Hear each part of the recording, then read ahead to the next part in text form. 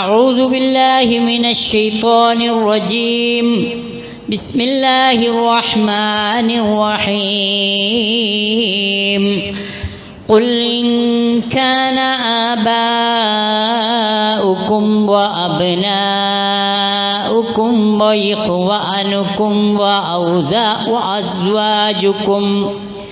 وأزواجكم وعشيرتكم وأموال اقترفتموها وتجارة تخشون كسادها ومساكن ترضونها أحب إليكم من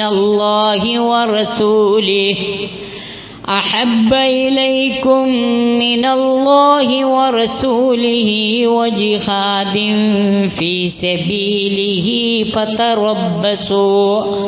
فتربصوا حتى يأتي الله بأمره والله لا يهدي القوم الفاسقين. സമാദരണീയരായ സത്യവിശ്വാസികളെ, മാന്യ സത്യവിശ്വാസിനികളെ, അള്ളാഹുവിൻ്റെ വിധിവിലക്കുകൾ മാനിച്ച് ധർമ്മനിഷ്ഠയോടെ ജീവിക്കാൻ ശ്രദ്ധിക്കണമെന്ന് എന്നോടെന്ന പോലെ നിങ്ങളോടും ഞാൻ ആദ്യമേ ഉണർത്തുകയും തഖ്വ കൊണ്ട് വസിയത്ത് ചെയ്യുകയും ചെയ്യുന്നു. റബീഉൽ അവ്വൽ മാസം തിരുനബി മുഹമ്മദ് മുസ്തഫ സല്ലല്ലാഹു അലൈഹി വസല്ലമയുടെ ജനന മരണങ്ങൾക്ക് സാക്ഷ്യം വഹിച്ച മാസമാണെന്നും ആ മാസത്തിൽ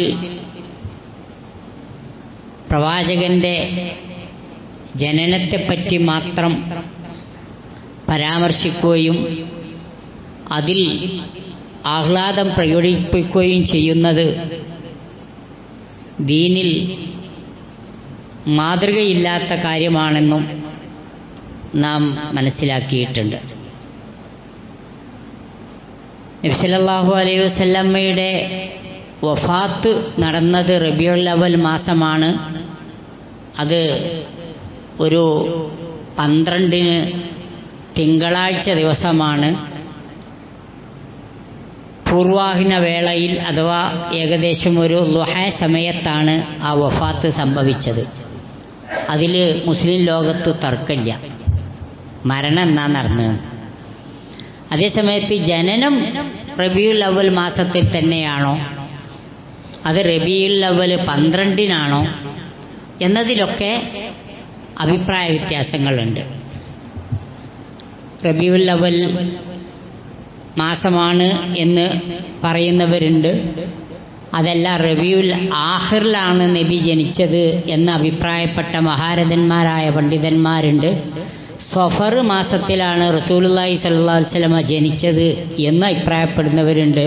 അതുമല്ല, റമളാൻ മാസത്തിലാണ് ജനിച്ചത് എന്ന് അഭിപ്രായപ്പെട്ടവരുണ്ട്. ഇവർക്കൊക്കെ അവരുടേതായ ചില ചരിത്ര തെളിവുകളും ഉദ്ധരിക്കാനുണ്ട്. അതിരിക്കട്ടെ.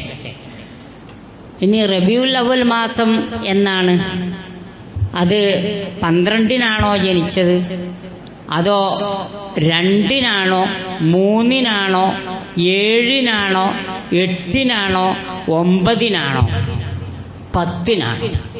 ഇത്രയും അഭിപ്രായങ്ങളാണുള്ളത് മുസ്ലിം ലോകത്ത്.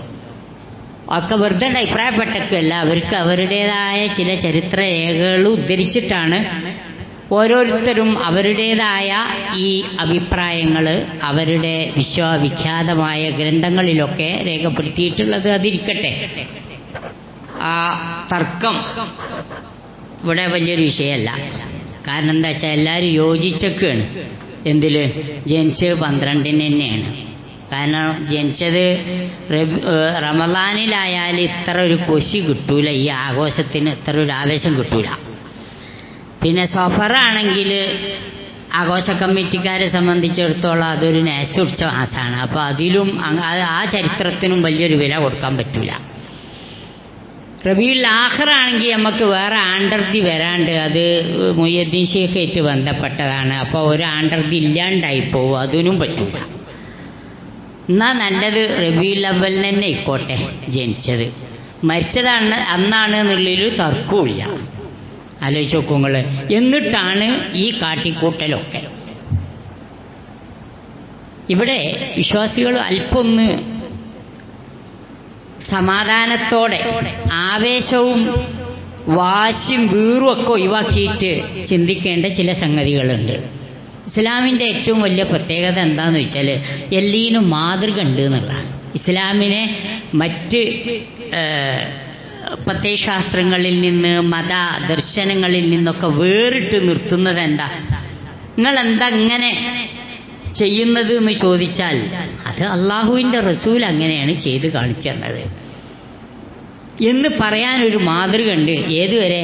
കക്കൂസുക്ക് കാലെടുത്ത് വെക്കുമ്പോൾ വരെ, പള്ളിയിൽ നിന്ന് പുറത്തിറങ്ങുമ്പോൾ വരെ എങ്ങനെ കിടക്കണം എന്ന് അള്ളാഹിൻ്റെ റസൂൽ പറഞ്ഞു തന്നിട്ടുണ്ട്.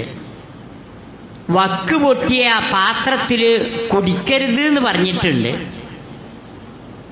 അലമര ചുറ്റുമതിലില്ലാത്ത സ്ഥലങ്ങളിൽ ഉയരത്ത് പോയി കിടക്കരുത് എന്ന് പറഞ്ഞിട്ടുണ്ട്. മോട്ടോർ വെള്ളം വലിക്കുന്ന മോട്ടോർ കണ്ടുപിടിക്കാത്ത കാലാണല്ലോ. വെറും ബക്കറ്റ് ഇട്ടിട്ട് അല്ലെങ്കിൽ കൊട്ടക്കൂരിട്ടിട്ട് വെള്ളം. അത്തരം ഘട്ടങ്ങളിൽ അള്ളാഹുവിൻ്റെ പ്രവാചകൻ പറഞ്ഞു, നിങ്ങൾ രാത്രി എന്ത് ചെയ്യണം? ആ വെള്ളം കോരുന്ന ബക്കറ്റ് ഒന്ന് കമഴ്ത്തി വെക്കണം. എന്തേ? അങ്ങനെ നിർത്തി വെച്ചാൽ ചിലപ്പോൾ വല്ല ജന്തുക്കളും അതിൽ കയറിയിരിക്കും, വെള്ളത്തിൽ മുക്കും, ഇതായി തന്നെ പറ്റി പിടിച്ച് നിൽക്കും, വെള്ളം കോരും. വെള്ളം തിളപ്പിച്ചിട്ടായാലും അല്ലെങ്കിലും അത് കുടിക്കാൻ ശ്രമിക്കും. അവിടെ ചിലപ്പോൾ ഈ വിഷ ജന്തു പ്രാണി എന്തോട്ടെ അതിൽ കയറാൻ സാധ്യതയുണ്ട്. കിടക്കുന്ന സമയത്ത് ആ വിരിപ്പൊന്ന് എടുത്തിട്ട് തട്ടിക്കൊട്ടിയിട്ട് വേണം കിടക്കാൻ. പൊടിശല്യം ഉള്ളവരും ശ്രദ്ധിക്കണം, ഇല്ലാത്തവരും ശ്രദ്ധിക്കണം. നമ്മളെ ഉറക്കം കെടുത്താൻ ഒരു ഉറുമ്പുണ്ടായാൽ മതി. പക്ഷെ അള്ളാഹിൻ്റെ റസൂല് ഒരു പുത്രസ്നേഹിയെപ്പോലെ, ഒരു പുത്രസ്നേഹിയായ പിതാവിനെ പോലെ അത് നമുക്ക് പഠിപ്പിച്ചെന്നിരിക്കുക. അങ്ങനെ നഖം വെട്ടുന്ന കാര്യം, താടിയുമായി ബന്ധപ്പെട്ട കാര്യം, പല്ല് തേക്കുന്ന കാര്യം, പല്ല് കുത്തുന്ന കാര്യം, പല്ല് കുത്തിയിട്ട് എത്ര നിസ്സാരം നോക്കുങ്ങളും തെത്താപ്പം ഇതൊക്കെ എത്ര പഠിപ്പിച്ചാണ്ടോ എന്ന് ചിന്തിക്കുന്നവരുണ്ടാകാം. പക്ഷെ വേറൊരു മതം ഇങ്ങനെ നമുക്ക് കാണാൻ കഴിയൂല. ആ പല്ല് കുത്തിയിട്ട് കിട്ടുന്ന ആ പല്ലിൻ്റെ അടുക്കുള്ള ആ അവശിഷ്ടങ്ങളുണ്ടല്ലോ ഭക്ഷണത്തിൻ്റെ, അത് തുപ്പിക്കളയണം, അത് ഇറക്കിക്കളയരുത്. ഇവിടെ ഇപ്പോൾ ഐക്യത്തിന് വേണ്ടി ശ്രമിക്കുന്ന, സമാധാനത്തിന് വേണ്ടി ശ്രമിക്കുന്നതിൻ്റെ പേരിൽ ഒരു ഇതിൽ നമ്മുടെ വാട്സപ്പിൽ ഒരു വിവാദം നടന്നു. ഒരു കൂട്ടർ നിസ്കാരത്തിൻ്റെ മഹത്വേ പറയുന്നുള്ളൂ, തർക്കം ഉണ്ടാവുമെന്ന് പേടിച്ചിട്ട് എന്ത് പറയണില്ല, എങ്ങനെ നിസ്കരിക്കണം എന്ന് പറയണില്ല. അത് വലിയൊരു യോഗ്യതയായിട്ടാണ് ഞങ്ങൾ എങ്ങനെ നിസ്കരിക്കണം എന്ന് പറയാത്തത്. അത് നിസ്കാരം പഠിച്ചാൽ പിന്നെ മറ്റേ എവിടെയെങ്കിലുമൊക്കെ പോയി പഠിച്ചോളും എന്നുള്ളതാണ് ഈ വിഭാഗത്തിൻ്റെ വലിയ പണ്ഡിതന്മാർ അതിന് പറയുന്ന ന്യായം. അങ്ങനെയല്ലല്ലോ. അള്ളാഹിൻ്റെ റസൂല് ആ നിസ്കാരം കണ്ടപ്പോൾ അങ്ങനെയല്ല നിസ്കരിക്കേണ്ടത്, ഇങ്ങനെയാണ് നിസ്കരിക്കേണ്ടത്. റസൂലിൻ്റെ മുമ്പിൽ വന്നിട്ട് ഒരു കോഴിക്കൊത്ത് നിസ്കാരം നിസ്കരിച്ചു കൊണ്ട് വന്ന സഹാബിയോട് നബി സല്ലല്ലാഹു അലൈഹി വസല്ലമ പറഞ്ഞു, ആ സ്വല്ലൈത്ത, നബിൻ്റെ കണ്ണു മുന്നിൽ വെച്ചാൽ നിസ്കരിച്ച്. ഇയാൾക്ക് നബിനേറ്റ് കുറച്ച് സഹവസിക്കണം, വർത്താനം പറയണം, അതിന് വേറെ നിസ്കാരം കഴിക്കണം, എന്നിട്ട് വരണം. അയാൾ ദ്രുതഗതിയിൽ നിസ്കാരം കാട്ടിക്കൂട്ടിയിട്ട് റസൂലുള്ളാഹിന്റെ അടുത്ത് വന്നപ്പോൾ റസൂല് ചോദിച്ചു, ആ സ്വല്ലൈത്ത, അല്ല നിസ്കരിച്ചോ? അപ്പൊ ആ സഹാബി പറഞ്ഞു നിസ്കരിച്ചു. പ്രായം കണ്ടുകണല്ലോ. അപ്പൊ നബി പറഞ്ഞു, ഇല്ല നിസ്കരിച്ചിട്ടില്ല, ഒന്നും കൂടെ ചെല്ല നിസ്കരിച്ചു. അയാൾക്ക് അതിൻ്റെ പൊരുള് മനസ്സിലായില്ല. അയാൾ അതേ കാട്ടിക്കൂട്ടലാ പിന്നെയും കാട്ടിക്കൂട്ടി. പിന്നെയും പാഞ്ഞു വന്നപ്പോൾ റസൂല് ചോദ്യം ആവർത്തിച്ചു, ആ സ്വല്ലൈത്ത, രണ്ടാം പട്ടു നിസ്കരിച്ചു അല്ലേ? നിസ്കരിച്ചു. നബി പറഞ്ഞു, ഇല്ല നിസ്കരിച്ചിട്ടില്ല, ചെല്ല്. അവിടെ ആ സുജൂദ് എങ്ങനെ ചെയ്യണം, റുക്കൂ എങ്ങനെ ചെയ്യണം, എല്ലാം റസൂലുള്ള പഠിപ്പിച്ചു തന്നിട്ടുണ്ട്. ആ കൈഫിയത്തും പഠിപ്പിച്ചു തന്നിട്ടുണ്ട്. നമുക്ക് ലഭിക്കുന്ന സിഹത്തുള്ള ഹദീസിന്റെ അടിസ്ഥാനത്തിൽ ആ കൈഫിയത്ത് പഠിപ്പിക്കുന്നതിൽ എന്താണ് ഇത്ര അബദ്ധം? പക്ഷെ അതിൻ്റെ പേരിൽ ജനങ്ങൾ ഭിന്നിക്കുമോ എന്നുള്ളതാണ്. ആലോചിച്ച് നോക്കണം നിങ്ങൾ. ഐക്യത്തിന് വേണ്ടിയിട്ട് പഠിപ്പിക്കേണ്ട കാര്യം പഠിപ്പിക്കാതിരിക്കുക, ഒരു സുന്നത്തിനെ മറച്ചു വെക്കുക, അതെങ്ങനെയായാലും വേണ്ടില്ല എന്ന് ആ സുന്നത്തിനെ നിസ്സാരവൽക്കരിക്കുക, ഇതൊന്നും യഥാർത്ഥത്തിൽ മുഹമ്മദുർ റസൂലുള്ള, അതായിരുന്നല്ലോ കഴിഞ്ഞ ആഴ്ചയിലെ വിഷയം. ആ മുഹമ്മദ് നബി സല്ലല്ലാഹു അലൈഹി വസല്ലമയോട് ഒരു വിശ്വാസി പുലർത്തേണ്ട ബാധ്യതയുമായി ബന്ധപ്പെട്ടതല്ല. ഇരിക്കട്ടെ, ഇപ്പോഴുള്ള തർക്കം ഒക്കെ മാറ്റിവെച്ചിട്ട് ജനങ്ങൾ ഒന്നിച്ചത് ഏത് വിഷയത്തിലാണ്? ആഘോഷിക്കണം എന്നുള്ള ആ വിഷയത്തിലാണ്. അതിന് മാതൃക ഒന്നുമില്ലേ? അവിടെ ഉയർന്നു നിൽക്കുന്ന ഒരു ചോദ്യമുണ്ട്, എത്ര കാശാണ് മനുഷ്യന്മാരെ അതിനു വേണ്ടി മുടക്കണമെന്ന് ആലോചിച്ച് നോക്കുങ്ങൾ. റസൂലുള്ളാഹി സല്ലല്ലാഹു അലൈഹി വസല്ലമയുടെ കാലത്ത് മോട്ടോർ വാഹനം ഇല്ല എന്നുള്ളത് ശരി തന്നെയാണ്, ലാറി ഇല്ല. പക്ഷെ ഒരു റാലി ഉണ്ടാക്കാമായിരുന്നു, അതിൻ്റെ പേരിൽ ഒരു സമ്മേളനം നടത്താമായിരുന്നു, അതിൻ്റെ പേരിൽ ആവും വിധത്തിലുള്ള ഒരു തോരണങ്ങൾ ആകാമായിരുന്നു, വെളിച്ചം കത്തിക്കാമായിരുന്നു. എന്തേ റസൂലുള്ള ചിന്തിച്ചിട്ടാണ്ട് എത്തിയില്ലേ? മക്കം ഫത്ത് നടക്കുന്ന സമയം നമുക്ക് ചിന്തിക്കാൻ വകണ്ട്. ആളുകൾ 10,000-കണക്കിന് വിശ്വാസികൾ മക്ക ജയിച്ചടക്കാൻ വേണ്ടി പ്രവാചകന്റെ നേതൃത്വത്തിൽ മക്കയുടെ മലനിരകളിലൂടെ അലകളായി നിരകളായി ഇങ്ങനെ വരിക. ഏകദേശം രാത്രിയായിട്ടുണ്ട്. നബി സല്ലല്ലാഹു അലൈഹി വസല്ലമ സഹാബത്തിനോട് പറഞ്ഞ എന്താണെന്നറിയോ? വളരെ വിനയാന്വിതരായിട്ട് ആളും മനുഷ്യനൊന്നും അറിയണ്ട, നിങ്ങൾ മെല്ലെ മെല്ലെ നൊയഞ്ഞ അതിലും ഇതിലും വന്നിട്ട് അവിടേക്കണ്ട് എത്തിപ്പെട്ടാൽ മതി, ഞാനവിടെ ഉണ്ടാകും എന്നല്ല, വേണമെങ്കിൽ അങ്ങനെയൊക്കെ ചെയ്യായിരുന്നു. എല്ലാവരും ഒറ്റ വഴിയിലൂടെ. ചില മക്ക മുശ്രിക്കുകളിൽപ്പെട്ട നേതാക്കന്മാർ ഈ രംഗൊന്ന് കാണണം, അവിടെ ഒരു പ്രകടന പരതയുണ്ട്, അതൊന്ന് കാണണം തന്നെ അല്ലാഹ് റസൂൽ തീരുമാനിച്ചു. നബി സല്ലല്ലാഹു അലൈഹി വസല്ലമ ചില സഹാബികൾക്ക് നിർദ്ദേശം നൽകി. അബൂ സുഫിയാൻ ഉണ്ട് അവിടെ. അപ്പോൾ ആ കൂട്ടത്തിലെ ഏറ്റവും വലിയ മുശ്രിക്കുകളുടെ നേതാവാണ്. നബി പറഞ്ഞു, അബൂ സുഫിയാനെ പോകാൻ അനുവദിക്കരുത്. ചില സഹാബികൾക്ക് നിർദ്ദേശം കൊടുത്തു. എന്തേ? അബൂ സുഫിയാൻ കഴിച്ചിലായിക്കോട്ടെ എന്ന് ചൂടെ? അല്ല, ഈ മുസ്ലിമീങ്ങളുടെ അംഗബലം ഒന്ന് കാണണം. അള്ളാന്റെ റസൂൽ എന്ത് ചെയ്തു എന്നോ? എല്ലാരോടും തീ കത്തിച്ചിട്ട് കൈ പിടിക്കാൻ പറഞ്ഞു. നമ്മളെ നാട്ടിലെ പഴയ കാലത്തെ ഒരു പന്തം കൊളുത്തി പ്രകടനം ഒന്ന് ആലോചിച്ച് നോക്കൂ നിങ്ങൾ. എല്ലാവരുടെ കയ്യിലുണ്ട് ഒരു ലൈറ്റ്. 10,000-കണക്കിന് സ്വഹാബി വര്യന്മാർ ഈ ലൈറ്റും ഉയർത്തിപ്പിടിച്ചിട്ട് മക്കയുടെ മലനിരകൾ ഇങ്ങനെ ഇറങ്ങി വരുന്ന ആ രംഗൊന്ന് ആലോചിച്ച് നോക്കുങ്ങൾ. അതൊരു 100 ആളാണെങ്കിൽ തന്നെ അത് എന്തുമാത്രം വലുതായി നമുക്ക് അനുഭവപ്പെടും. അങ്ങനെയാണെങ്കിൽ 10,000-കണക്കിന് വിശ്വാസികളാണ് ഈ ലൈറ്റും കത്തിച്ചിട്ട് മല നിരകൾ താണ്ടിയിട്ട് ഇങ്ങനെ വരുന്നത്. ഓരോ സംഘങ്ങൾ വരുമ്പോഴും അബൂ സുഫിയാൻ ചോദിക്കുന്നുണ്ട്, ധാരാന്ന്. നബി സല്ലല്ലാഹു അലൈഹി വസല്ലമ പറഞ്ഞതനുസരിച്ച് തടഞ്ഞു വെച്ച പ്രവാചകന്റെ അനുചരന്മാരെങ്ങനെ അബൂ സുഫിയാന് പറഞ്ഞു കൊടുക്കുന്നുണ്ട്. അവസാനം മക്കത്ത് വന്നിട്ട് ഹറമിന്റെ തിരുമുറ്റത്ത് വെച്ച് അള്ളാഹുവിന്റെ റസൂലിന്റെ ഒരു പ്രഖ്യാപനം എന്താണെന്നറിയോ? ആരെങ്കിലും ഈ ഹറമിൽ അഭയം തേടിയാൽ അവർ ഇന്ന് സുരക്ഷിതരാ, അവർക്കെതിരെ യാതൊരു ശിക്ഷാ നടപടിയില്ല, ഒരു പ്രതികാര നടപടിയില്ല. വേണമെങ്കിൽ ഒരു രക്തരൂക്ഷിത വിപ്ലവമായിരുന്നു അവിടെ നടക്കേണ്ടിയിരുന്നത്. യൗമുൽ മൽഹമ എന്ന് അഭിപ്രായപ്പെട്ട സ്വഹാബി വര്യന്മാരവിടെ ഉണ്ടായിരിക്കെ അള്ളാഹുവിന്റെ റസൂൽ തിരുത്തി പിന്നിക്ക് തിരിഞ്ഞു നോക്കിയിട്ട് ചോദിച്ചു, ആരാ പറഞ്ഞത്? നബി സല്ലല്ലാഹു അലൈഹി വസല്ലം അവരെ തിരുത്തി. ആ ഒരു പ്രസ്താവന ശരിയല്ല, ഇത് മൽഹമ ഇറച്ചിക്കളിന്റെ ദിവസമല്ല. പിന്നെയോ യൗമുൽ മർഹമ, ഇന്ന് കാരുണ്യത്തിന്റെ ദിവസമാണ്.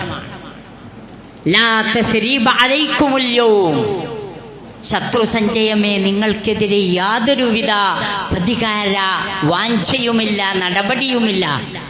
അങ്ങനെയാണ്. എത്ര ശ്രദ്ധേയമായ നടപടിക്രമങ്ങളാണത്. ആ റസൂലുള്ള പറഞ്ഞില്ല. നബി സല്ലല്ലാഹു അലൈഹി വസല്ലമ മക്കയിലും മദീനയിലും ജീവിച്ചിട്ടുണ്ട്. ആ മദീനയിൽ ജീവിച്ച കാലത്തെങ്കിലും പറഞ്ഞില്ല, എന്റെ സഹാബത്തെ ഇന്ന് ഞാൻ ജനിച്ച ദിവസമാണ്, നിങ്ങൾ വരി. അള്ളാന്റെ റസൂലുള്ളാഹിക്ക് ഒരു ഒട്ടകം വാഹനമായി ഉണ്ടായിരുന്നു, ഖസ്വ എന്നായിരുന്നു അതിന്റെ പേര്. ആ ഒട്ടകത്തെ ഒന്ന് അലങ്കരിച്ചോ? ഇല്ല. എന്നാ നമുക്കൊരു തെളിവായിരുന്നു, ഒരു അലങ്കാരത്തിന്. ഒട്ടകം എല്ലാവർക്കും ഇല്ല, എന്നാ ഒരു കൈതനെങ്കിലും നിരത്തിയിട്ട് ഒരു കൈതറാലിയെങ്കിലും നടത്തണം ഇവിടെ. അങ്ങനെ അള്ളാന്റെ റസൂൽ ഒരു 8 കൈതാളെങ്ങനെ നിർത്തിയിട്ട് സഹാബത്തിനെ കൊണ്ട് റളിയല്ലാഹു അൻഹും ഒരു ജാഥ നടത്തിയിരുന്നുവെങ്കിൽ അത്തരം ഒരു ജാഥ നടത്താൻ നമുക്ക് തെളിവായി. നടത്തിയില്ല. പ്രവാചകന്റെ കാലശേഷം സച്ചരിതരായ അശറത്തുൽ മുബശ്ശിരീങ്ങളിൽപ്പെട്ട മഹാരഥന്മാർ ജീവിച്ചിരുന്നിട്ടുണ്ട്. അബൂബക്കർ റളിയല്ലാഹു അൻഹും ഉമർ റളിയല്ലാഹു അൻഹും ഉസ്മാനും അലിയും റളിയല്ലാഹു അൻഹും അവർക്കാർക്കും തോന്നിയില്ല. ഹിജറ 600 നൂറ്റാണ്ട് വരെ ആരും ചെയ്തില്ല. പിന്നെ ജൂതന്മാരെ പല ആചാരങ്ങളും കടമെടുത്ത ശിയാക്കളാണ് പിന്നെ അത്തരം പ്രവർത്തനങ്ങൾ ചെയ്യുന്നത്. അത് നമ്മൾ മനസ്സിലാക്കേണ്ട ഒരു സംഗതിയാണ്. എന്നാൽ പ്രവാചക സ്നേഹം എന്ന് പറയുന്നതോ ഇതുമായി ബന്ധിപ്പിക്കേണ്ട ഒന്നല്ല. ആ സ്വഹാബത്ത് റസൂൽ തിരുമേനി സല്ലല്ലാഹു അലൈഹി വസല്ലമയെ സ്നേഹിച്ചതുപോലെ ലോകത്തൊരാളും മറ്റൊരാളെ സ്നേഹിച്ചിട്ടുണ്ടാകില്ല എന്നത് തർക്കരഹിതമായ ഒരു കാര്യമാണ്. നമുക്കറിയാം ഹുബൈബ് ബിനു അദി റളിയല്ലാഹു അൻഹുവിന്റെ ചരിത്രം. ആരാ ഹുബൈബ്? നബി തിരുമേനി സല്ലല്ലാഹു അലൈഹി വസല്ലമ ബദർ രണാങ്കണം കഴിഞ്ഞതിന് ശേഷം ശത്രുക്കൾ ഇസ്ലാമിനെതിരെ എന്തെങ്കിലും സായുധ പോരാട്ടത്തിനുള്ള ഒരുക്കങ്ങൾ നടത്തുന്നുണ്ടോ എന്നറിയാൻ ശത്രുക്കളെ നിരീക്ഷിക്കാൻ വേണ്ടി 10 ആളുകളെ തെരഞ്ഞെടുത്ത് അയച്ചതാ. അവസാനം ഹുബൈബ് റളിയല്ലാഹു അൻഹു ആണ് രക്ഷപ്പെടുന്നത്. ആ ഹുബൈബ് റളിയല്ലാഹു അൻഹുവിനെ ശത്രുക്കൾ പിടികൂടി. അവര് ഹുബൈബ് റളിയല്ലാഹു അൻഹുവിനോട് പറഞ്ഞു, താങ്കളെ ഞങ്ങള് വെറുതെ വിടാം. വലിയ ചരിത്രമാണ്. അതല്ലെങ്കിൽ ഇതാ ഈ കുരിശ് താങ്കൾക്കുള്ളതാ, താങ്കളെ ഇതിൽ വെച്ച് ക്രൂശിക്കും. ഇത് പറയുമ്പോ ചുറ്റുഭാഗത്തും അമ്പെയ്യാനുള്ള അമ്പെയ്ത്തുകാര് അമ്പും വില്ലുമായി റെഡിയായി നിൽക്കുന്നുണ്ടായിരുന്നു. നിന്റെ ശരീരത്തിൽ നിന്ന് ഞങ്ങൾ ഓരോ ഭാഗം അരിഞ്ഞെടുത്തിട്ട് ഇതാ ഈ തിളക്കുന്ന എണ്ണയിലേക്കിടും. ഇതാ ഞങ്ങൾ ചെയ്യാൻ പോണത്. അപ്പോഴൊക്കെ ഹുബൈബ് റളിയല്ലാഹു അൻഹു പറഞ്ഞത്, എനിക്കൊരു 2 റക്അത്ത് നിസ്കരിക്കാനുള്ള സമയം തന്നാൽ മതി, ഞാൻ നിസ്കരിക്കട്ടെ. ഒട്ടും അസ്വസ്ഥനാകാതെ അദ്ദേഹം നിസ്കരിച്ചു. അതിൻ്റെ ഇടയ്ക്ക് അന്ന് ശത്രുപക്ഷത്തുണ്ടായിരുന്ന അബൂ സുഫിയാൻ ചോദിക്കുന്ന ഒരു ചോദ്യമുണ്ട്. അതാണ് നമ്മുടെ വിഷയവുമായി ബന്ധപ്പെട്ടത്. എന്തായിരുന്നു ആ ചോദ്യം എന്നറിയോ? അതുഹിബ്ബു അന്ന മുഹമ്മദൻ മകാനക്. നീ ഒന്ന് സങ്കൽപ്പിക്ക്, നിന്റെ സ്ഥാനത്ത് ഞങ്ങൾ മുഹമ്മദിനെ കൊണ്ടുവന്ന് നിർത്താം. എന്നിട്ട് നീ വളരെ സുഖത്തോടെ യാതൊരു പോറലുമേൽക്കാതെ നിന്റെ കുടുംബത്തിൽ നിന്നെ കൊണ്ടേയാക്കാം. അങ്ങനെ ഒരു അവസ്ഥ ഒന്ന് ചിന്തിച്ചു നോക്കൂ. അത് നിനക്ക് ഇഷ്ടാവോന്ന്? നിങ്ങൾ ഉദ്ദേശിക്കുന്ന മാതിരി എന്ന് പറഞ്ഞാൽ മതി, മനസ്സിലൊക്കെ ഒളിപ്പിച്ചു വെച്ചിട്ട്. പക്ഷെ അല്ല. ഹുബൈബ് റളിയല്ലാഹു അൻഹു അവരോട് പറഞ്ഞ മറുപടി എന്താണെന്നറിയോ? വല്ലാഹ് മാ ഉഹിബ്ബു അന്നി ഫീ അഹ്ലി വവുൽദി. ഞാൻ എൻ്റെ കുടുംബത്തോടും കുട്ടികളോട് കൂടിയൊക്കെ ആവുകയും മഈ ആഫിയത്തു ദുനിയ വനഈമുഹാ, ദുനിയാവിലെ എല്ലാ സുഖസൗകര്യങ്ങളും ഞാൻ അനുഭവിക്കുകയും ചെയ്യുക. അതേ സമയത്ത് വയുസാബു റസൂലുള്ളാഹ് ശൗക, അള്ളാഹുവിൻ്റെ റസൂലിൻ്റെ കാലിൽ ഒരു മുള്ള് തറക്കുകയും ചെയ്യുന്നത് എനിക്ക് സഹിക്കാൻ പറ്റില്ല. അതൊരിക്കലും എനിക്കിഷ്ടമല്ല. അപ്പോഴേക്ക് വന്നു തുരുതുര അമ്പുകള്. അവർ വാളുകൊണ്ട് ഹുബൈബ് റളിയല്ലാഹു അൻഹുവിനെ വേദനിപ്പിച്ചുകൊണ്ടിരുന്നു. അവർ പറഞ്ഞതൊക്കെ അവർ ചെയ്തു. ആദ്യമായി ക്രൂശിലേറ്റി കൊല്ലപ്പെട്ട സ്വഹാബി വര്യൻ ഹുബൈബ് ബിൻ അദീ റളിയല്ലാഹു അൻഹു ആണ് സഹോദരന്മാരെ. ആ സന്ദർഭത്തിൽ അദ്ദേഹം ചൊല്ലിയ ഒരു ബൈത്തുണ്ട്. വലസ്തു ഉബാലി ഹീന ഉഖ്തലു മുസ്ലിമൻ അലാ ഐ ജംബിൻ കാന ഫില്ലാഹി മസ്റഈ. ആളുകൾ എൻ്റെ ശരീരത്തിൽ നിന്ന് ഓരോരോ അവയവങ്ങൾ എങ്ങനെ അരിഞ്ഞെടുത്താലും ഒരു മുസ്ലിമായിട്ട് മരിക്കാൻ എനിക്ക് ഭാഗ്യം ലഭിച്ചാൽ വേറൊന്നും എനിക്കൊരു പ്രശ്നമേ അല്ല. ഏതാനും വരികളുണ്ടത്, ആലോചിച്ചു നോക്കണം നിങ്ങൾ. നമുക്കറിയാം ബിലാൽ ബിൻ റബാഹ് റളിയല്ലാഹു അൻഹുവിന്റെ ചരിത്രം. അള്ളാഹുവിന്റെ റസൂലിനെ അങ്ങേയറ്റം സ്നേഹിച്ച ആ മഹാത്മാവിന് റസൂൽ തിരുമേനി സല്ലല്ലാഹു അലൈഹി വസല്ലമയുടെ വഫാത്തിന് ശേഷം മദീനയിൽ നിൽക്കാൻ കഴിഞ്ഞില്ല. അബൂബക്കർ റളിയല്ലാഹു അൻഹുവും ഉമർ റളിയല്ലാഹു അൻഹുവും അദ്ദേഹം ഷാമിലേക്ക് പോകുമ്പോൾ അത് തടയാൻ ശ്രമിച്ച വ്യക്തിയാണ്. കുറെ കഴിഞ്ഞ് അദ്ദേഹം മദീനയിൽ തിരിച്ചെത്തിയപ്പോ ആളുകളുടെ അഭ്യർത്ഥന മാനിച്ചിട്ട് താങ്കളൊന്ന് ബാങ്ക് വിളിച്ചാൽ ഞങ്ങൾക്ക് അള്ളാഹുവിന്റെ റസൂല് ഞങ്ങളുടെ കൂടെ ജീവിച്ചിരുന്ന ആ കാലഘട്ടം ഒന്ന് അയവിറക്കാമായിരുന്നു. ബിലാൽ, താങ്കൾ ബാങ്ക് വിളിക്കണമെന്ന് ആവശ്യപ്പെട്ടപ്പോ ബിലാൽ ബിൻ റബാഹ് റളിയല്ലാഹു അൻഹു ബാങ്ക് വിളിക്കാനുള്ള ശ്രമം നടത്തി. പക്ഷേ അശ്ഹദു അല്ലാ ഇലാഹ ഇല്ലല്ലാഹ് കഴിഞ്ഞ് അശ്ഹദു അന്ന മുഹമ്മദ് റസൂലുള്ളാഹ് പറയുമ്പോഴേക്ക് അത് മുഴുമിക്കാനാവാതെ വിതുമ്പുന്ന ബിലാൽ ബിൻ റബാഹ് റളിയല്ലാഹു അൻഹുവിനെയാണ് ചരിത്രത്തിൽ നമ്മൾ കാണുന്നത്. ഞാൻ ചുരുക്കി പറയാണ്. ഉഹുദ് രണാങ്കണം കൊടുമ്പിരിക്കൊള്ളുമ്പോ അവിടെ പ്രവാചകന്റെ കൂടെ യുദ്ധത്തിൽ പങ്കെടുക്കാൻ അങ്ങേയറ്റം ആവേശം കാണിച്ച ഒരു സഹാബി വര്യനുണ്ട്. ആ സഹാബി വര്യന്റെ പ്രത്യേകത എന്താന്ന് വെച്ചാൽ അദ്ദേഹത്തിന് ഒരു മുടന്തി രോഗമുണ്ടായിരുന്നു. അദ്ദേഹത്തിന്റെ പേര് അംറു ബിനു ഹിറാം എന്നായിരുന്നു. അദ്ദേഹത്തിന് മുടന്തുള്ളതുകൊണ്ട് അദ്ദേഹത്തെ ആ യുദ്ധക്കളത്തിലേക്ക് പോരുന്നതിൽ നിന്ന് മാറ്റി നിർത്തണമെന്ന് മക്കൾ അപേക്ഷിച്ചു. മക്കളും യുദ്ധത്തിന് പോകുന്നുണ്ട്. അദ്ദേഹം നേരെ റസൂലിൻ്റെ അടുത്ത് ചെന്നിട്ട്, അള്ളാന്റെ റസൂലെ, അങ്ങ് യുദ്ധത്തിന് പങ്കെടുക്കുമ്പോ ആ പിന്നിൽ നിന്നിട്ട് ഞാനും യുദ്ധം ചെയ്ത് ഷഹീദായാല് എൻ്റെ കാലിന് മുടന്തുണ്ട് എന്ന് വിചാരിച്ചിട്ട് എനിക്ക് സ്വർഗം വിലക്കപ്പെടുമോ എന്നാണ് ചോദ്യം. റസൂൽ തിരുമേനി സല്ലല്ലാഹു അലൈഹി വസല്ലം അദ്ദേഹത്തിന്റെ അദമ്യമായ ആഗ്രഹം പരിഗണിച്ചിട്ട് മക്കളോട് പറഞ്ഞു, അദ്ദേഹം വരട്ടെ, അദ്ദേഹത്തിന്റെ മുടന്തുള്ള കാലുമായി സ്വർഗത്തിലൂടെ നടക്കുന്നത് ഞാൻ കാണുന്നുണ്ട് എന്ന് അള്ളാഹുവിന്റെ പ്രവാചകൻ പറഞ്ഞപ്പോൾ അദ്ദേഹത്തിന് സന്തോഷമായി. ആ യുദ്ധത്തിൽ അദ്ദേഹം ഷഹീദായി, അദ്ദേഹത്തിന്റെ മക്കളൊക്കെ ഷഹീദായി. അദ്ദേഹത്തിന്റെ ഭാര്യയാണ് ഹിന്ദ് ബിൻത്ത് ജമൂഹ് റളിയല്ലാഹു അൻഹ. അവർ കേൾക്കുന്നത് അള്ളാഹുവിന്റെ റസൂല് ഖുത്തില മുഹമ്മദ് എന്ന കിംവദന്തിയാണ് മദീനയിലെത്തിയത്. അദ്ദേഹം ഓടുകയാണ്. ആ സ്ത്രീരത്നം ഓരോരുത്തർ കണ്ടവരോടൊക്കെ ചോദിക്കുന്നുണ്ട് അള്ളാന്റെ റസൂലിന്റെ സ്ഥിതി എന്താന്ന്. പ്രത്യേകിച്ചൊന്നുമില്ല എന്ന് പറഞ്ഞിട്ട് അവര് നിർത്താതെ പോവുകയാണ്. ഓരോ പോക്കിലും കാണുമ്പോഴൊക്കെ കിട്ടുന്ന വീരെന്താ അറിയോ? ഒരാൾ പറയുന്നു, നിങ്ങളുടെ ഭർത്താവ് ഇതിൽ ഷഹീദായിട്ടുണ്ട്, അതെനിക്ക് പ്രശ്നമില്ല. നിങ്ങളുടെ പിതാവ് ഷഹീദായിട്ടുണ്ട്, നിങ്ങളുടെ മക്കൾ ഷഹീദായിട്ടുണ്ട്. അപ്പോഴൊക്കെ അവർക്ക് പറയുന്ന മറുപടി, എൻ്റെ ചോദ്യം അള്ളാന്റെ റസൂലിന് എന്ത് പറ്റിയെന്നാണ്, എനിക്ക് റസൂലിനെ കാണണം എന്നാണ്.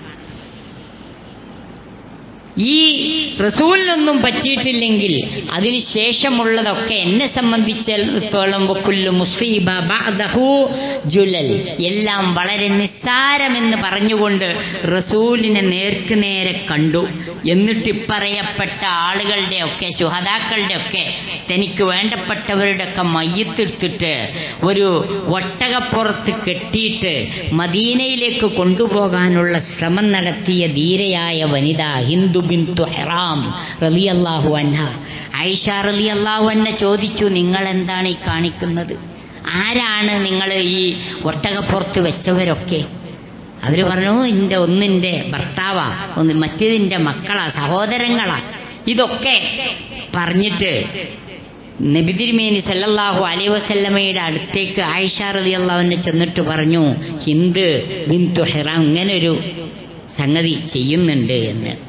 നബി സല്ലല്ലാഹു അലൈഹി വസല്ലമ പറഞ്ഞു, അവർ ഉഹുദിൽ തന്നെ കിടക്കട്ടെ. ഉഹുദ് കണ്ട ആളുകൾക്കറിയാം 70ഓളം സ്വഹാബിവര്യന്മാരെ മറവ് ചെയ്ത ഒരു ചെറിയ സ്ഥലം അവിടെ കാണാം. ജാറേ കാണായുള്ളൂ.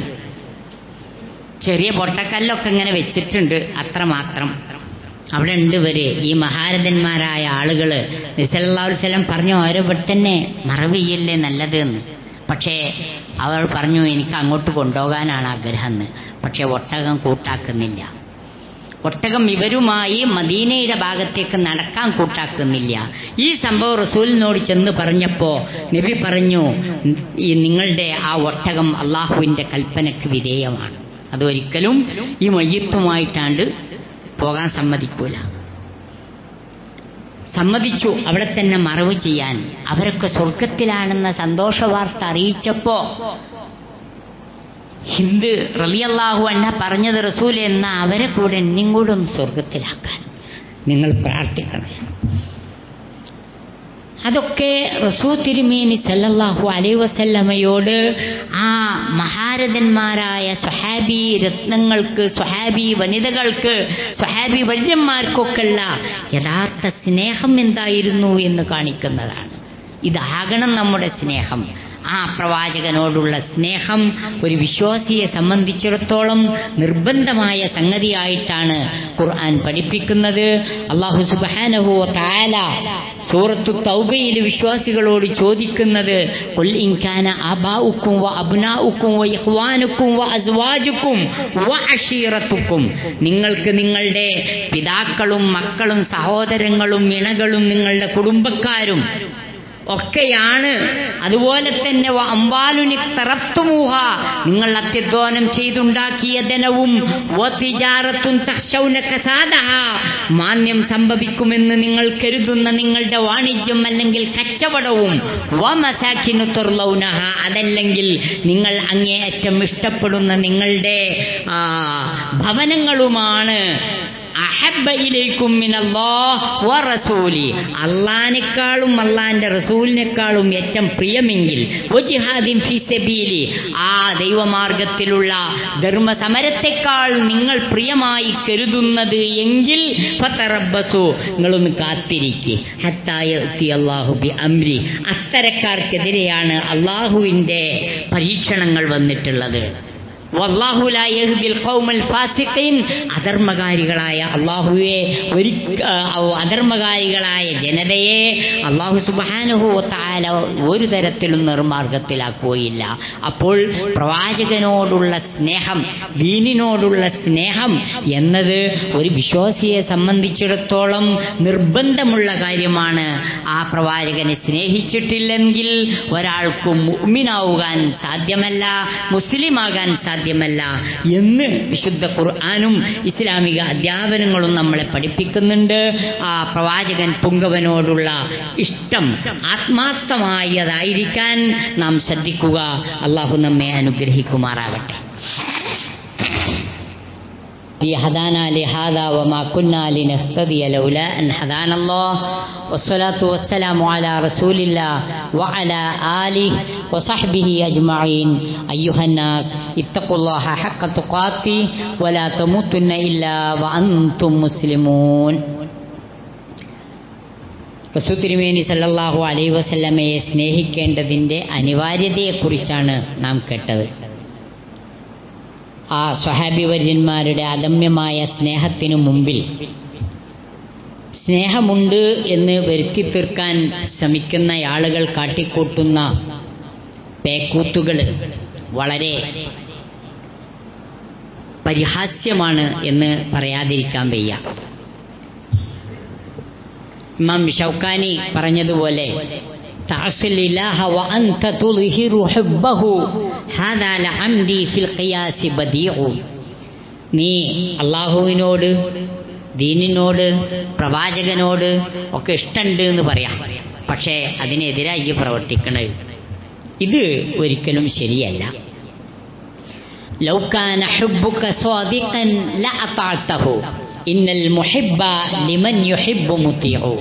നീ ആ പറയുന്ന സ്നേഹം സത്യസന്ധമാണെങ്കിൽ ആരോടാണോ സ്നേഹമുള്ളത് അവർ പറയുന്നത് നീ കേൾക്കണമായിരുന്നു, അതനുസരിച്ച് ജീവിക്കണമായിരുന്നു. പക്ഷെ അങ്ങനെയല്ല മുസ്ലിം ഉമ്മത്ത് പലപ്പോഴും. സ്നേഹം പ്രകടിപ്പിക്കുന്നവർ പ്രത്യേകിച്ചും. അതുകൊണ്ടാണ് മക്കയിലെ ഇമാം അദ്ദേഹം നടത്തിയ ഒരു ഖുതുബയിൽ നമുക്ക് കാണാൻ പറ്റും, ഈ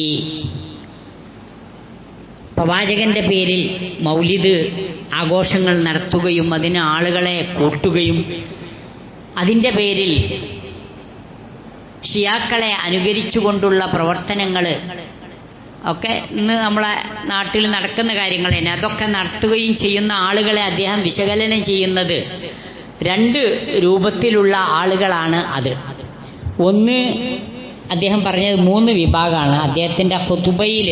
ആ ഖുതുബ വലിയ ഗ്രന്ഥമായിട്ട് അച്ചടിച്ചിട്ട് മുസ്ലിം ലോകത്ത് പലയിടത്തും സൗജന്യമായി വിതരണം ചെയ്യുന്നുണ്ട്, നമ്മുടെ ഖുർആൻ പരിഭാഷ വിതരണം ചെയ്യുന്നത് പോലെ തന്നെ.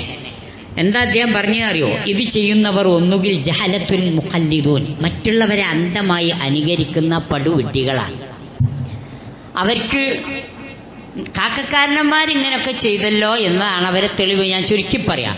അസ്സാനി, രണ്ടാമത്തെ വിഭാഗം മുർത്തസിഖത്തുൻ അക്കാലൂൻ.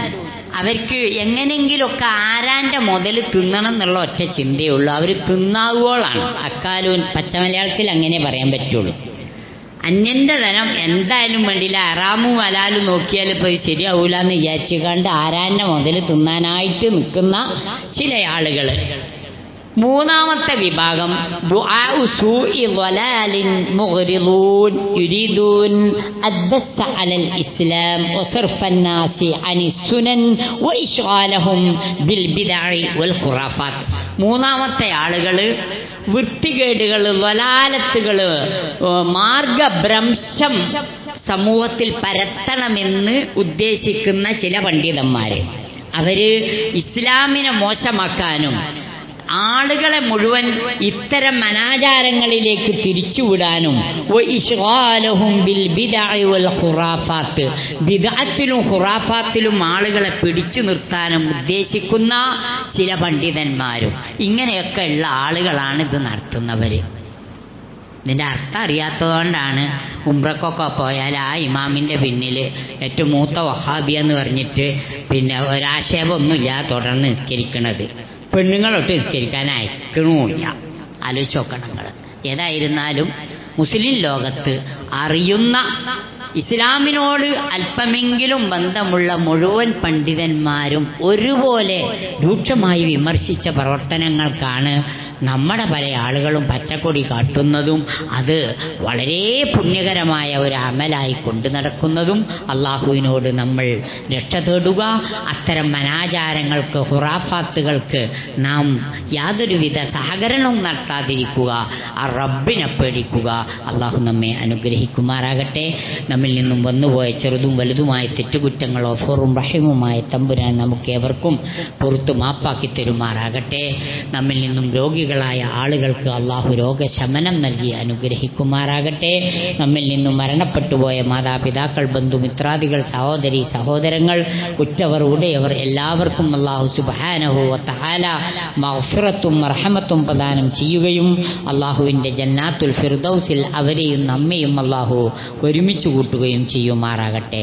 അല്ലാഹുമ്മ ഗ്ഫിർ ലിൽ മുഅ്മിനീന വൽ മുഅ്മിനാത്ത് വൽ മുസ്ലിമീന വൽ മുസ്ലിമാത്ത് അൽ അഹ്യാഇ മിൻഹും വൽ അംവാത്ത് യാ മുജീബദ് ദഅവാതി വയാ ഖാളിയൽ ഹാജാത്ത്. അല്ലാഹുമ്മ ഗ്ഫിർ ലനാ വലി ഇഖ്വാനിന الذين سبقونا بالإيمان ولا تجعل في قلوبنا غلا للذين آمنوا ربنا إنك رؤوف رحيم. اللهم أعز الإسلام والمسلمين وأذل الشرك والمشركين. اللهم أجرنا من النار. اللهم أجرنا من النار. اللهم أجرنا من النار. ربنا تقبل منا إنك أنت السميع العليم وتب علينا إنك أنت التواب الرحيم واغفر لنا يا غافر المذنبين وارحمنا بأنواع رحمتك يا أرحم الراحمين.